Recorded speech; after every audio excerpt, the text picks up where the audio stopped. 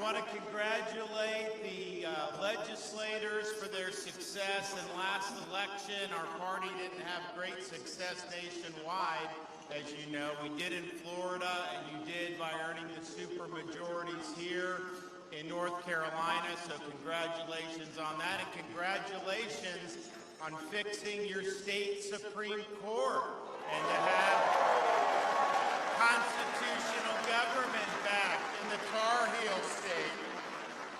And I know you guys are going to do even better when we elect a Republican governor here in North Carolina. Y'all are one of the few in the Southeast that don't have a Republican governor. I can tell you it's better when you do. And I also look forward to, as president, restoring the name of Fort Bragg to our great military base in Fayetteville, North Carolina. And thank the people that have served there, and they're proud of their service there. And it's an iconic name and an iconic base, and we're not going to let political correctness run amok in North Carolina.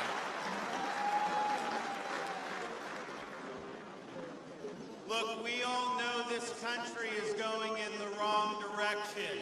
We see it every day. We can feel it. We see the open border. We see the inflation. We see cities hollowed out with violent crime. We see an administration trying to kneecap our own domestic energy production. We see the weaponization of federal agencies. We see woke ideology run amok across all these institutions.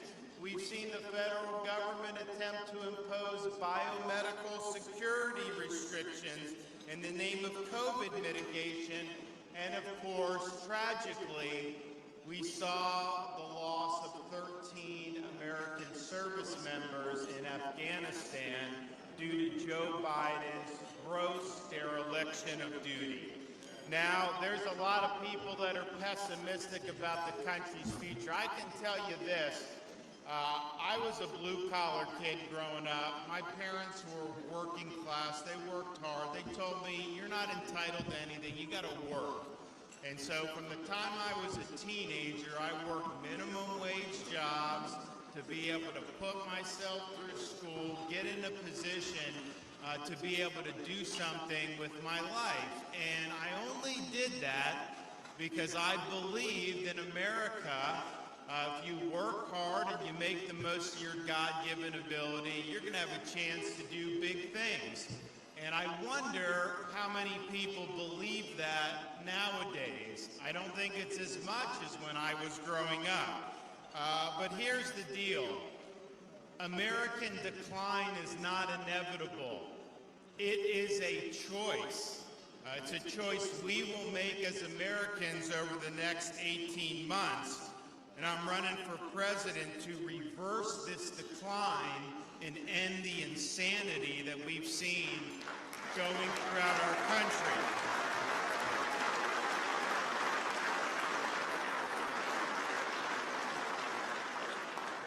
If we're united, 2024 will be the year when America fights back. And fight back we will. And I can tell you it can be done because we have done it in the state of Florida.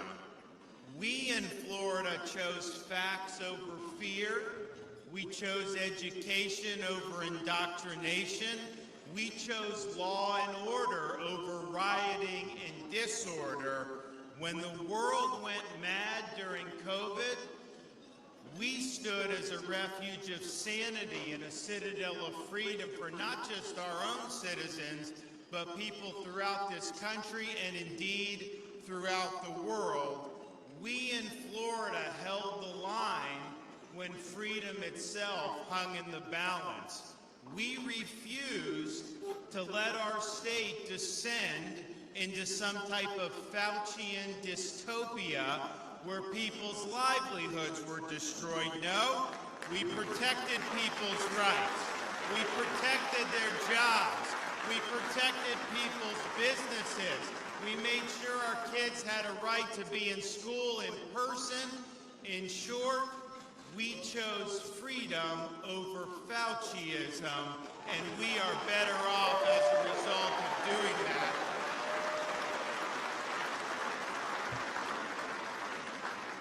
And here's the thing, when you're elected to an executive position, whether it's governor or president of the United States, yeah, you got to be right on policy. Lord knows we see the current guy up there gets everything wrong.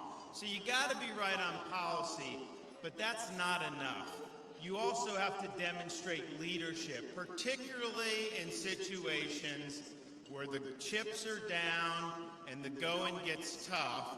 You got to be the one that holds the line and stands up for people. And I can tell you during COVID, we made the decision very early on that we were going to chart our own course in Florida. We were not going to subcontract our leadership out to people like Dr. Fauci. We were going to take on the left. We were going to take on the media. We were going to take on the bureaucracy. And even we took on some Republicans who were criticizing what we're going to do. And I can tell you it wasn't easy doing that. I faced a lot of incoming, probably more incoming than any governor has faced in the modern history of our country. And I had supporters tell me, man, I know you think you're doing the right thing here, but you may need to reverse course because you are getting filleted politically. I don't think you're going to be long for this world. You're not going to be able to win election in 2 years if you keep this up. And you know what? A leader at the end of the day can't be concerned with short-term political calculations over doing what's right. I had the responsibility.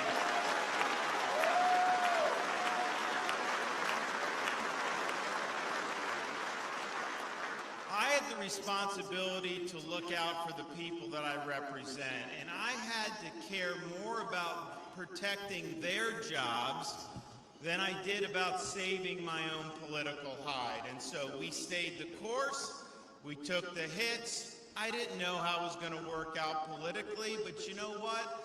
I would rather do the right thing, be able to look in that mirror and know I did the right thing for the right reasons, than try to contort myself into some pretzel and be somebody that I'm not. So we stood our ground, and lo and behold, we were right, and Florida has thrived as a result of that.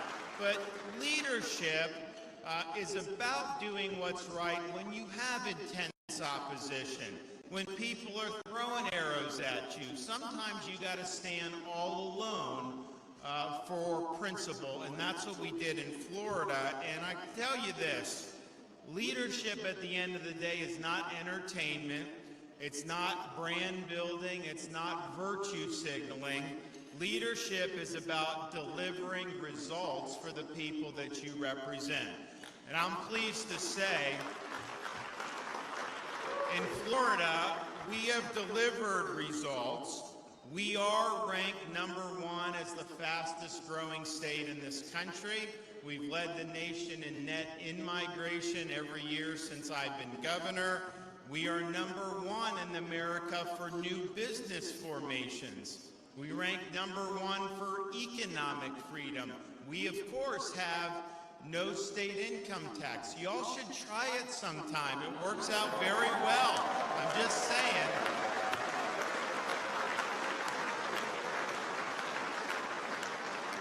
We are #1 most recently by U.S. News and World Report for education, #1 for education freedom, and #1 for parental involvement in education.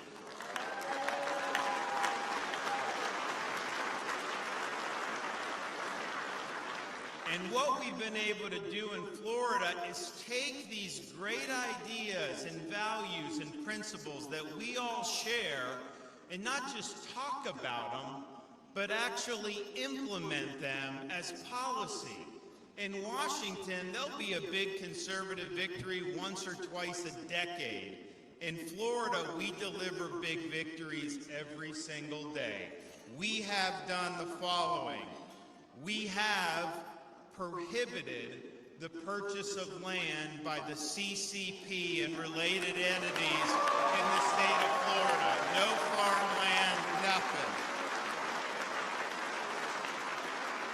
We have enacted legislation to kneecap ESG in our state. No pension ESG, no social credit scores, and no woke banking discriminating against conservatives.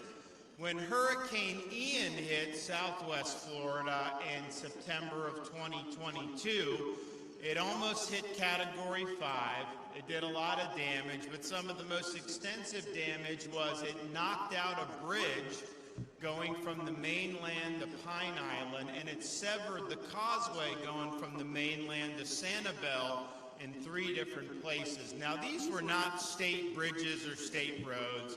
It wasn't our responsibility, and the locals were being told it was going to take 6 months before those bridges could be up and running again. So they came to me and they asked for help. And you know, some of these elected officials would say, well, I don't want to get involved in that because if I get involved in it and it doesn't work out, they're going to blame me, whatever. I'm like, no, of course I'm going to help. So we took it on, we took over the job, I got my guys together, I said, listen, I don't want to hear about any bureaucracy, I don't want to hear about any red tape, and I don't want to hear any excuses. Get this done, and I'm not waiting 6 months. So we took over the job for Pine Island Bridge, and not 6 months later or 3 months later, we reopened the bridge 3 days later, and people were back to their homes. Sanibel, we did 2 weeks later and reopened that. And incidentally, I've told President Biden, I'll take my Florida builders and I will send them to the border wall to build it to the border. Put us in, let us get it done. But it just shows you, you can always make excuses about why you can't do something. The job of a leader is to figure out how you can get it done. And we got those bridges done, and those islands are doing a lot better. We've enacted a record amount of tax relief since I've been governor, including this most recent year, $2.7 billion in tax relief focused on families. We now have no sales tax on all baby items, cribs, strollers, diapers, wipes. You raise babies tax-free in the state of Florida. We're proud of that.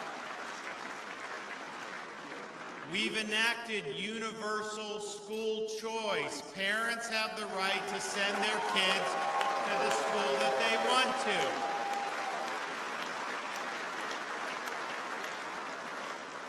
We have signed the heartbeat bill to protect unborn life in the state of Florida.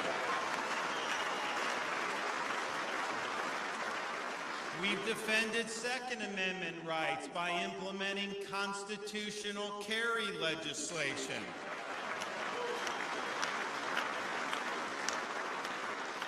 And like North Carolina, Florida used to have a very liberal state Supreme Court. I inherited a liberal court, maybe the most liberal in the country. Well, I've since been able to appoint 7 conservative justices, and we now have the most conservative Supreme Court in the entire country.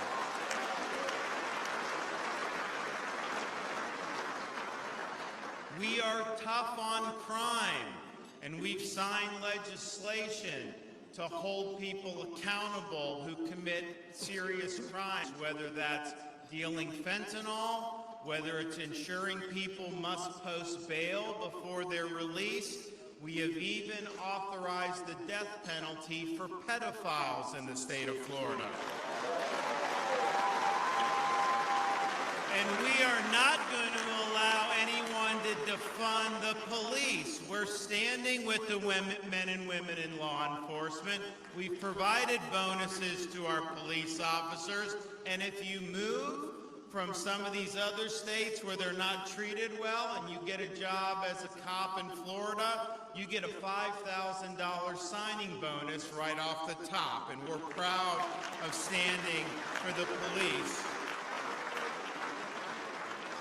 We in Florida have recognized the menace posed by left-wing prosecutors who get elected, usually with campaign donations from people like George Soros, and they get into office and they decide they're not going to enforce laws they don't like.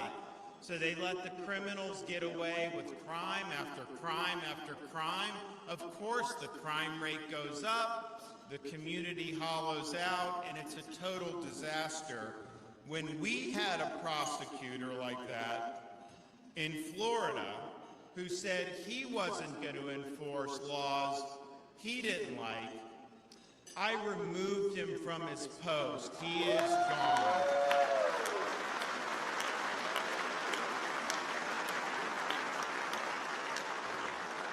We've taken strong stands against illegal immigration in the state of Florida. We've banned sanctuary cities.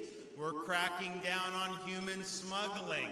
I currently have hundreds of personnel on the southern border to help Texas, and we even help transport illegals to Martha's Vineyard. Very beautiful place.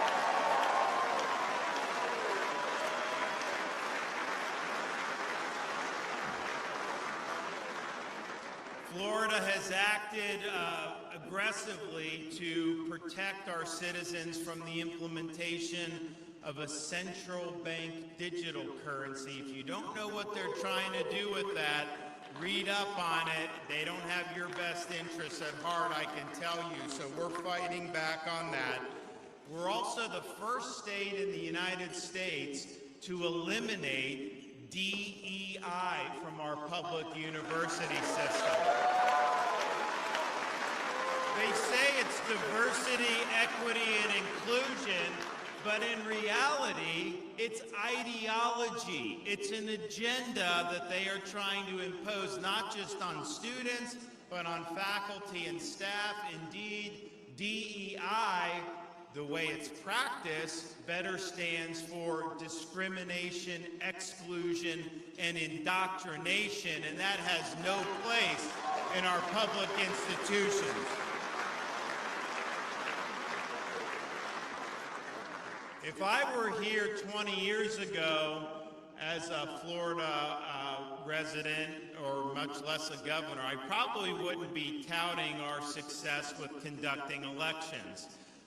We had some bumps in the road back in the day, but we now have the most efficient, transparent election system in the country. We have banned ballot harvesting in Florida. We have banned Zuckerbucks in Florida, and we require voter ID not just in person in the polls, but also if you want an absentee ballot, you must do voter ID. So we're doing it right, and we're ensuring the integrity of our elections.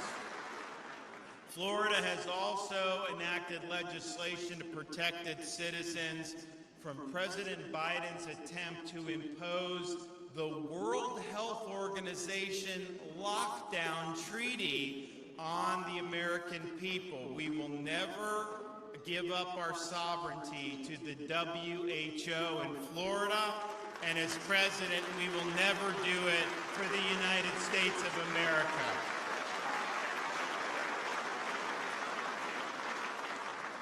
We've codified the strongest protections for medical freedom in America. No vaccine passports, no COVID shot mandates for school children, for jobs, no MNRA mandates, no emergency use mandates, and we've even banned gain-of-function research in the state of Florida.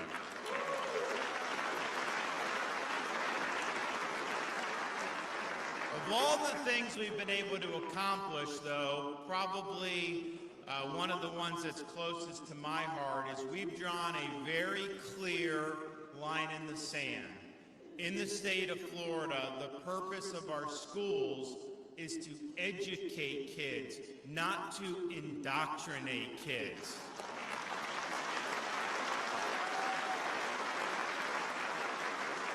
And I'm passionate about it because I am, from a governor's perspective, want to ensure the integrity of our school system, but I'm also the father of a 6, a 5, and a 3-year-old.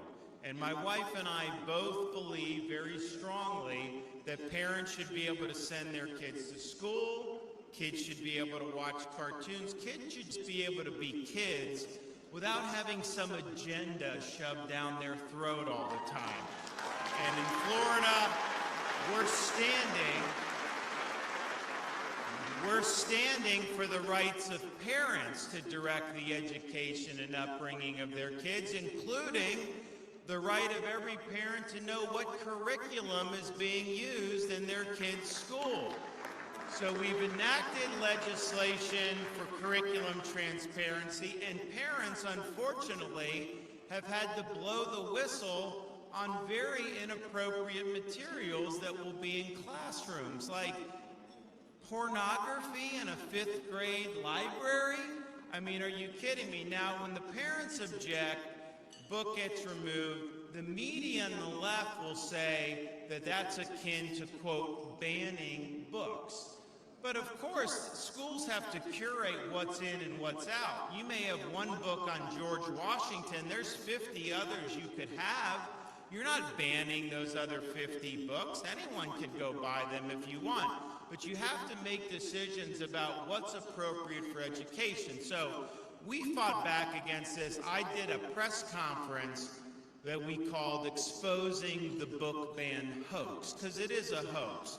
But before I said a word, before I had the parents come up, I just played on a video screen the images that the parents had actually objected to. The local news cameras, they had to cut their feed because they said it was too graphic to put on the air. Well, if it's too graphic for the 6 o'clock news, how is it okay for a 10-year-old school child?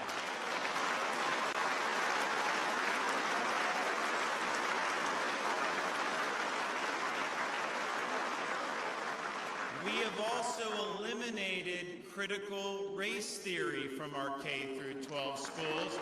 We're not teaching kids to hate each other or to hate our country with your tax dollars. Instead, we've placed a renewed emphasis on American civics, about teaching kids about our Constitution and our Bill of Rights, and about what it means to be an American, because no matter what avenue they choose in life, they are all going to be citizens of our republic, and it's our responsibility to graduate them with a proper foundation in understanding why our country is unique. We cannot just produce listless vessels who go out there and have no conception of what it means to be an American. So in Florida, we're fighting for those key principles, and I'll tell you, it's making a huge, huge difference. We have also had major fights to ensure that gender ideology has no place in our schools. It is wrong.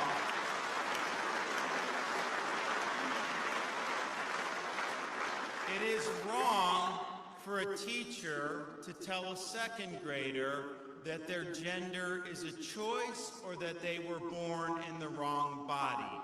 And we made sure that that's not happening in Florida. I can tell you the parents in Florida, not just Republicans, all across the spectrum were thankful that we are focusing education on the basics and we're not allowing an agenda to take over our schools. Now, the left didn't like it, the media didn't like it, and there was even a little business in Central Florida that some of you may have heard of that also didn't like it, named Walt Disney Company. And I know in Florida they basically called the shots for many, many decades, but there's a new sheriff in town, and we don't subcontract our leadership out to woke corporations. So they can say what they want, but we are going to do the right thing. And I have some of these Republicans that are attacking me for standing up for the kids, and they are actually siding with Disney in this. And let me just be very clear. We stand for the protection of our children. We reject the sexualization of our children. We will fight against anybody who seeks to rob them of their innocence. And on that principle, there will be no compromise.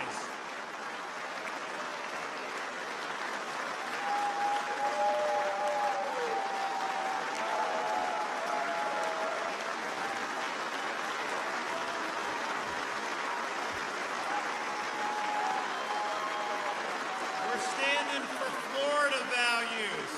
We're not standing for Burbank values. And it's sad that we're even after doing some of this other stuff, and I was happy to do it. You know, we signed legislation a couple years ago protecting women's athletics. How do you have someone swimming on the men's team for 3 years, and then switching to the women's team, and then winning the women's national championship? That is wrong. That is not true. And that takes away opportunities for our girls and our women athletes. And as the father of 2 daughters, I think they should have good opportunities.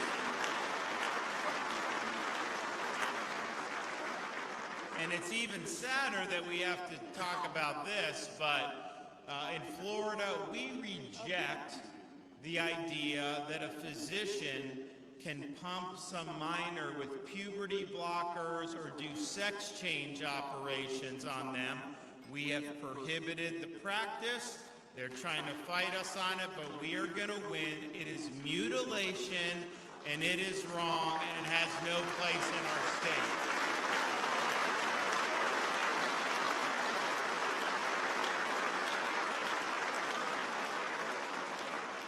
So here's the thing about what we've done in Florida. It shows that this can be done.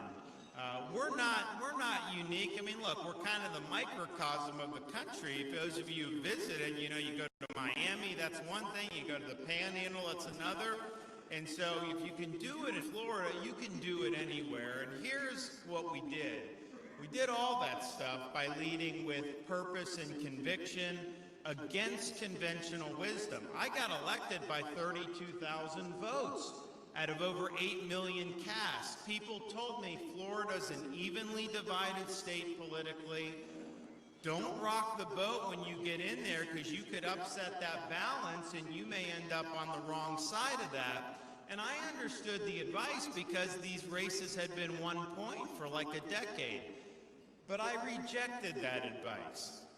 My view is you lead boldly, you wield the power that you have to advance an agenda that reflects the core principles that we all share. And so we did that. We never, in 4.5 years now as governor, ever taken a poll about what to do on a given issue. A leader doesn't put their finger in the wind and try to follow the polls. A leader sets out the vision, executes on the vision, delivers result, and guess what? The polls change in your favor once you're getting things done.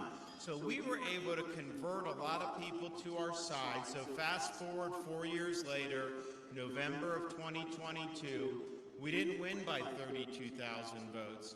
We won by over 1.5 million votes, the largest Republican governor landslide in the history of the state of Florida. And we did it by, yes, having our base come out and winning Republicans overwhelmingly. Of course you do that. But we also won independent voters by 18 percentage points. We got over 60% of Hispanic voters. We won women voters by 8%. We even took counties like Miami-Dade, 2.8 million people, 70% Latino. Hillary Clinton had won that in 2016 by 30 percentage points. We won it by double digits in 2022.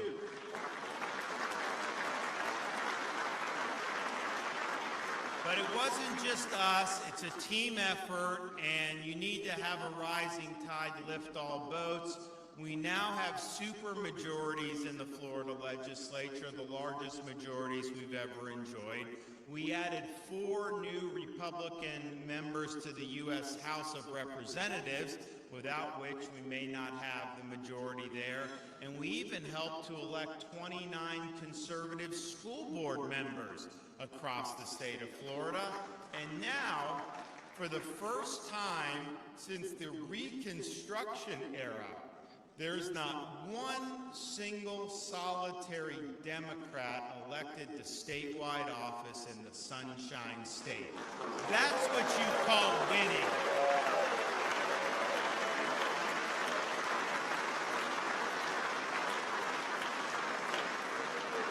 The other thing Florida shows is when we tell you that we'll do something, we're not making idle promises. Most people run, they just want to tell you what you want to hear in the moment.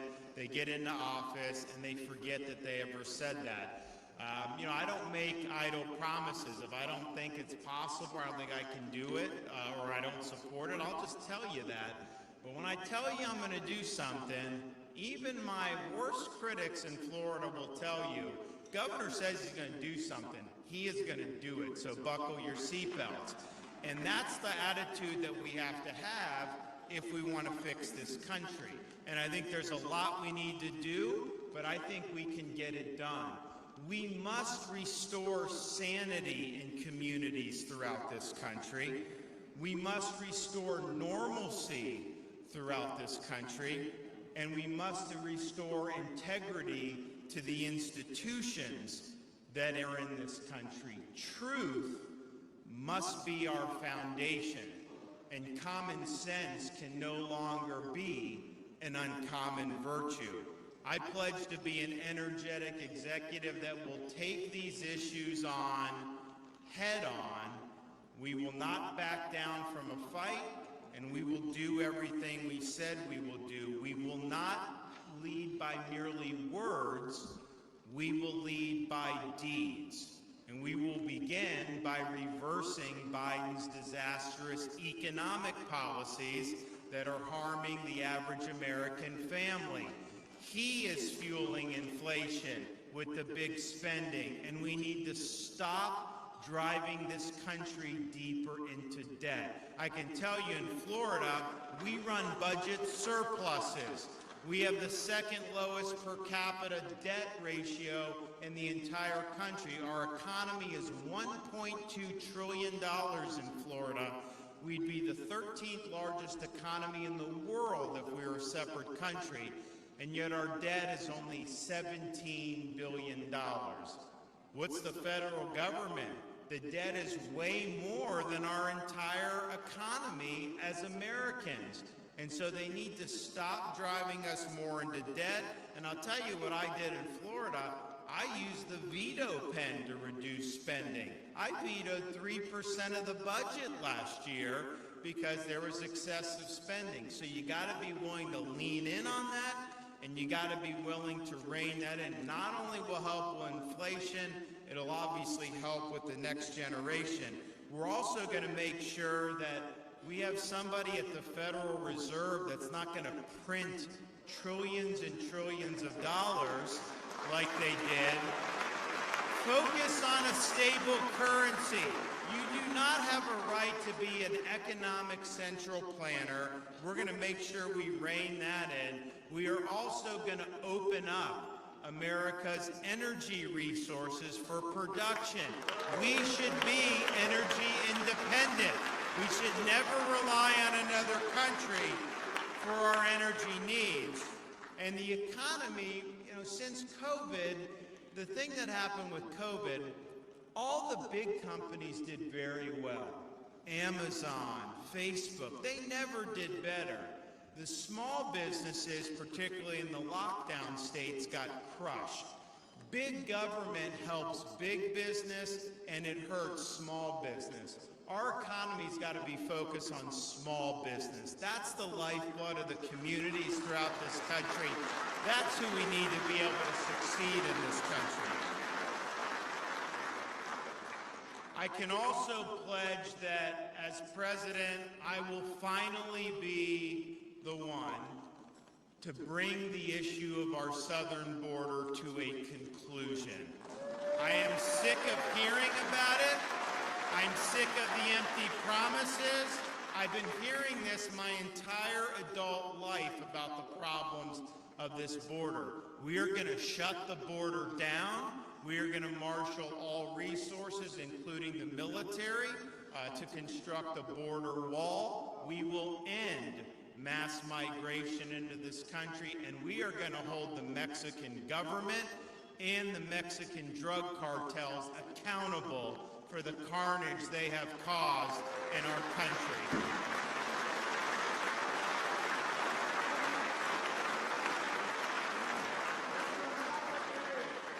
We will usher in a reckoning about the disastrous lockdown policies propagated by our federal government.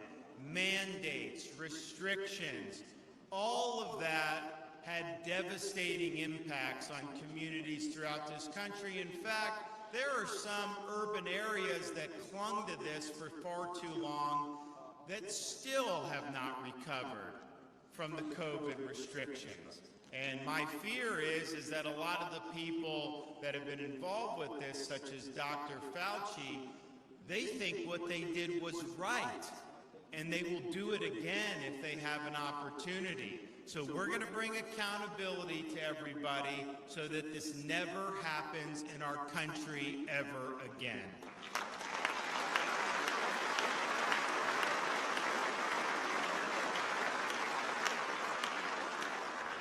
We also pledge to wage a war on woke ideology. And at the end of the day,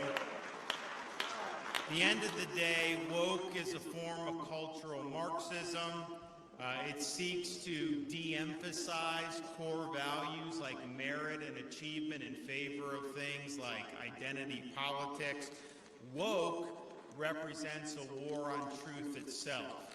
And there are people that say, oh, woke, who cares about it now? And I'll tell you why you care about it. You care about it because your society needs to be rooted in what is true. Don't tell me that a man can get pregnant. And if we accept that as a society, how are we going to get big things right? We are not. So there's a value in making sure that the truth will set us free. But there's also an impact on woke ideology on people's everyday lives. When woke takes over the economy through things like ESG, it makes the average American family poorer. When woke takes over our education institutions, it makes the average student dumber. When woke does things across the bureaucracy, we see how that gets corrupted. We see it, and I'll speak about the military in a minute. So woke, when it takes over the criminal justice system, it makes people less safe. So this has a direct impact on people's lives, and I would tell you that all these failed leftist governments, whether it's San Francisco, whether it's Illinois, whether it's Los Angeles, the one thing they have in common is that they're all pursuing a woke agenda. So in Florida, we fought the woke in the schools, we fought the woke in the legislature, we fought the woke in the corporations. We refused to surrender to the woke mob. We made our state the state where woke goes to die, and we will make sure as president we leave woke ideology in the dustbin of history where it belongs.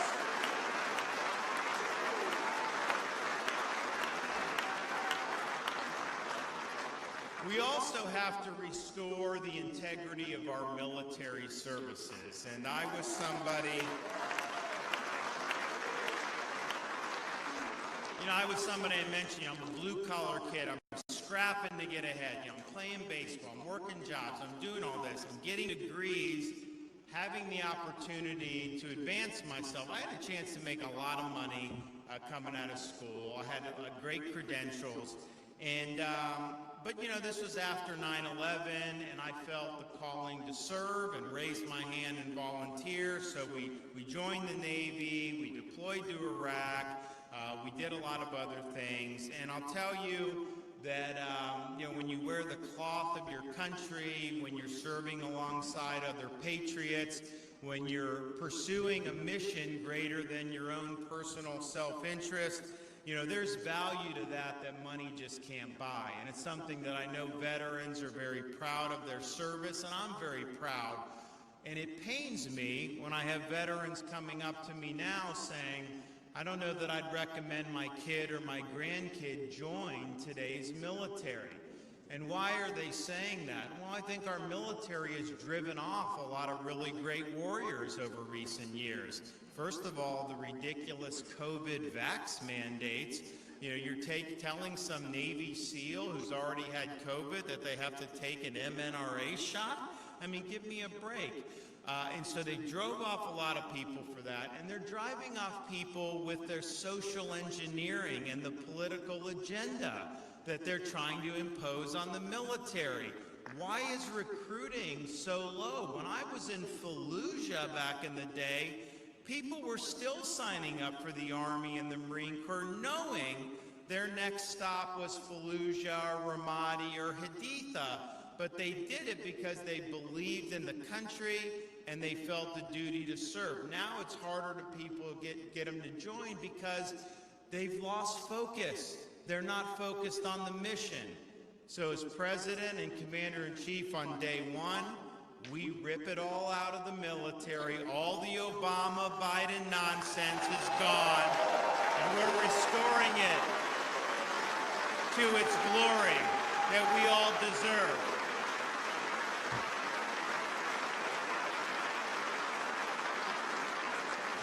And as we restore the integrity of our military services, we are also going to restore integrity to our constitutional system. America's founding fathers did not design a constitution with 4 branches of government.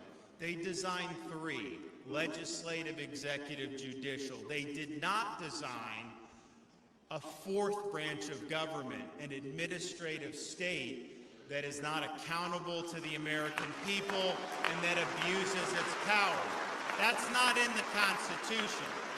That's there because Congress has neglected its role for many decades, and presidents have been derelict in their duty in using their Article II powers to discipline the bureaucracy. Well, that stops when I get in.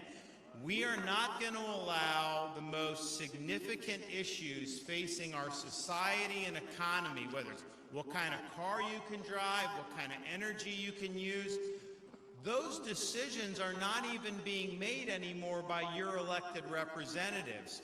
They're being implemented by nameless, faceless bureaucrats who you will never have the opportunity to vote out of office. And so we are going to reconstitutionalize the administrative apparatus of government. We are not going to let these agencies run our country.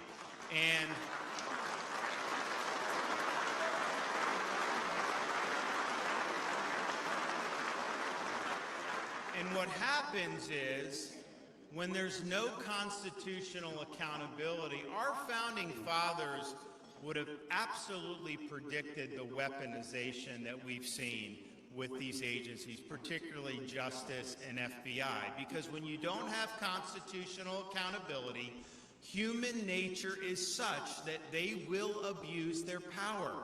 And that's what's happened. Nobody has held them accountable. And, look, when I was in Congress, I remember, Hillary had the emails with the classified. And my view was, well, gee, as a naval officer, if I would have taken classified to my apartment, I would have been court-martialed in a New York minute. And yet they seem to not care about that. And is there a different standard for a Democrat Secretary of State versus a former Republican president? I think there needs to be one standard of justice in this country. Let's enforce it on everybody and make sure we all know the rules. You can't have one faction of society weaponizing the power of the state against factions that it doesn't like, and that's what we've seen. And here's the thing. There's obviously very high-profile examples, but there's examples of ordinary people who may not get the same headlines. A pro-life advocate may have 20 FBI agents storming their house at 6 o'clock in the morning. You may have parents going to a school board meeting in Virginia that are being surveilled by the FBI. So the weaponization of these agencies strikes at the heart of what it means to have a free society, and it's not just affecting people at the top, it's affecting people all throughout our country.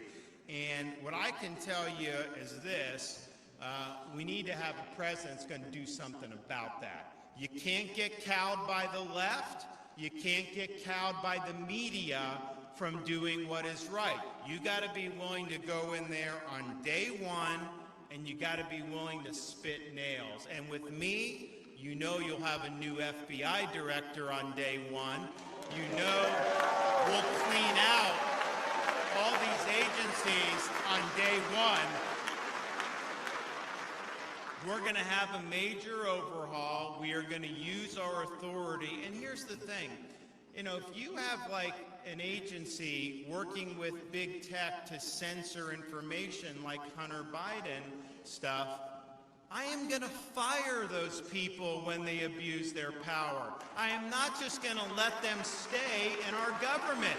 They're gone. We're going to have a very quick hook, and we are going to make sure that we're instituting accountability. At the end of the day, we will, once and for all, end weaponization of government under my administration. That will happen.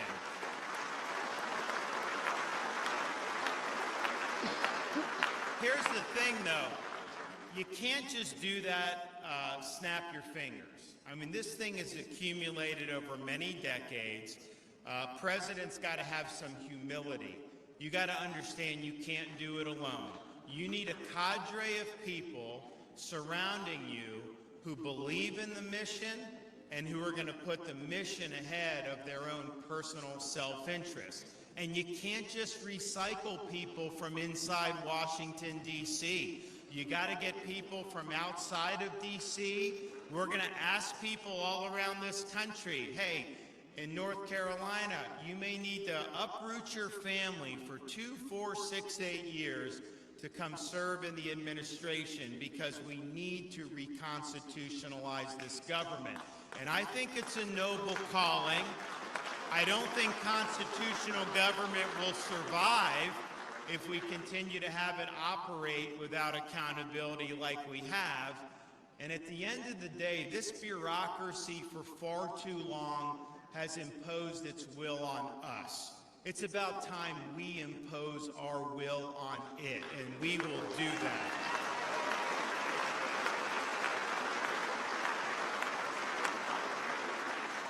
And there's so much more that we're going to do, and we're going to talk about a lot more stuff over the coming weeks and months. But here's the thing. None of that matters if you don't win.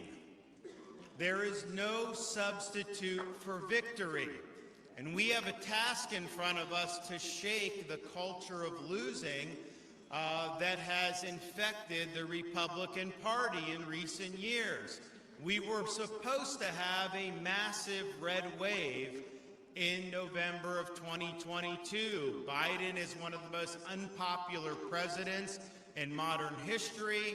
It is just, you don't even have to campaign, some said.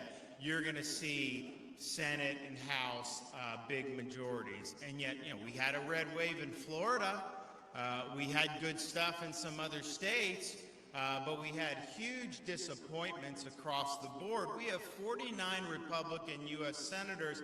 We should have 55 Republican U.S. senators right now.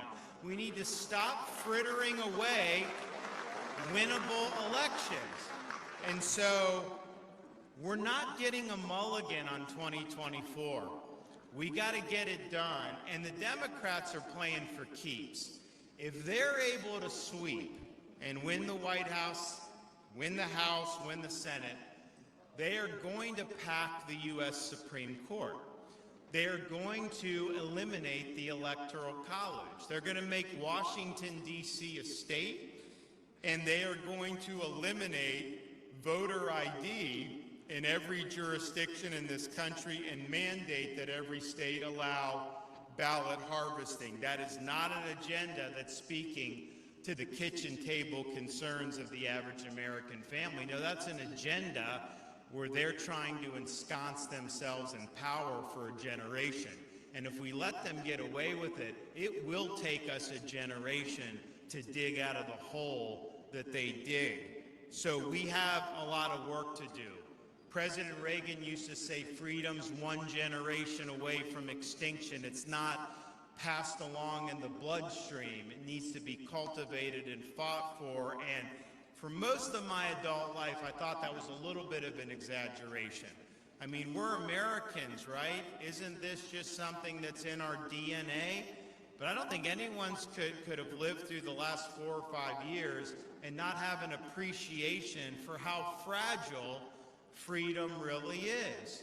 Each generation does have this responsibility to cultivate it. Our founding fathers understood this. When they went to Philadelphia in 1787 to craft our Constitution, they came armed with the knowledge of having studied every republic in the history of mankind, because they wanted to draw lessons from those experiences that they could apply here in America. And what they figured out was all those republics, there was really only one thing that they all had in common, and it was this: every one of them had failed. And so they understood it fell to the United States of America to determine, can people really govern themselves? Can you have a society based on the idea that our rights come from God, not from the government? That we live under a rule of law, not a rule of individual men? Or was mankind forever destined to live under various forms of despotism? And they fully expected that this country would be the ones that ultimately decided the fate of freedom in the world. And when Benjamin Franklin walked out of that convention, he was asked, Dr. Franklin, what have you given us, a republic or a monarchy? He said, a republic if you can keep it. They understood you could have the best Declaration of Independence in the world, you can have the best Constitution in the world. These things do not run on autopilot. They require citizens to be engaged and to fight for the preservation of these freedoms. So our duty is to preserve what the founder of our country called the sacred fire of liberty. It's a fire that burned in Independence Hall in 1776 when 56 men pledged their lives, their fortunes, and their sacred honor to establish a new nation conceived in liberty. It's a fire that burned at a cemetery in Gettysburg when our first Republican president pledged this nation to a new birth of freedom. It's a fire that burned 79 years ago on the shores of France when a merry band of brothers stormed the beaches of Normandy, defeated the Nazis, and preserved freedom in this world. It's a fire that burned at the foot of the Brandenburg Gate at the Berlin Wall in 1987 when a Republican president said, Mr. Gorbachev, tear down this wall, and defeated communism in the process. So our generation now is called upon to carry this torch. It's a responsibility that we should not shy away from. It's a responsibility we should welcome. We have to stand firm for the truth, and we have to remain resolute in defense of core American and enduring principles. I believe we have it within our power to reverse American decline. And here's my pledge to you. If you help me be the Republican nominee for president in 2024, you can set your clock to January 20th, 2025, high noon on the west side of the Capitol, because I'll have this hand on the Bible, I'll have this hand in the air, and I will be taking the oath of office as the 47th President of these United States. No excuses. I will get it done, and we will restore the great United States of America. Thank you all. God bless the great people of North Carolina. On to victory in 24. Republican governor here. Republican president for our country. Thank you so much. God bless you all. Thank you.